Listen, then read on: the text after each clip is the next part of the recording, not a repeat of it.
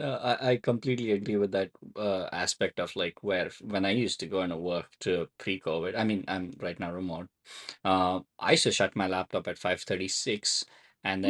then I mean I was still on call, but most of the time once I shut my laptop, I didn't open my laptop. Now that it's so accessible, like I'm in front of laptop till 8:39, Yeah, and like still working at 9:30, and it's just like you think in your head that you're always on clock. Your home yeah. is your office. Like I completely attest with that. But I also never attributed that to, like, something bad.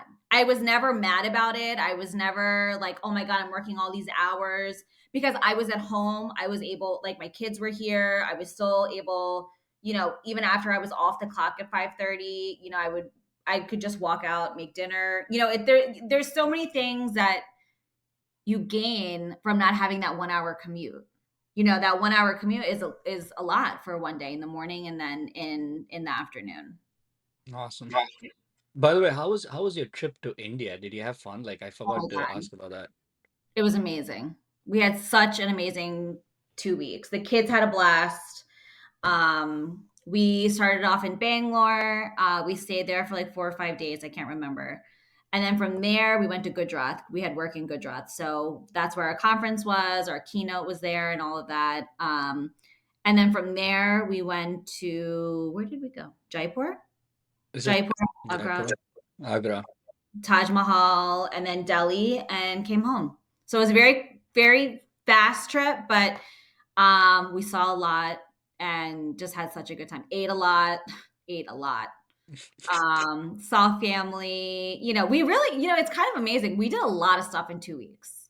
We covered a lot of ground, and thankfully, nobody got sick. Nobody, had anything crazy. The weather was beautiful. It was just nice, and it was nice to take the kids. They've never been before, and they had a blast with the animals and the cows and all of that, and staying at the nice hotels and getting catered to because Indian people are obsessed with kids. So it was great. We had a great trip. Hopefully go back in a year or two. It was Sanya Sana's first time to India? Mhm. Oh wow. I thought Sanya had visited India. I don't know why. Yeah, that's No. awesome. Mm-mm. First Yeah, trip for both of them, and it was a success, thankfully. that's Because good. like once you have a bad India trip, you're like, I'm never going back. I remember I you was had like, a bad yeah, Indian I trip. never wanted to go back. I was forced. Even this trip, I was so nervous. I was like, "Oh my god, what's gonna happen? Like, who's gonna get sick?" Um, but no, it was great, and the hotels were so amazing. We never like, growing up, you don't stay at hotels; you stay at your family's house. So this was very different for us, but it was great. It was great. Seema, knowing you, I know you're a person with vision and goals. What are your goals for your company as a CEO for next, foreseeable future for next 5 years, probably? Yeah. I think for Boostaro for specifically, my vision, I think is to really establish Boostaro as a leader in healthcare innovation. That's really my background, and that's really what I wanted to bring forward into Boostaro when I came on.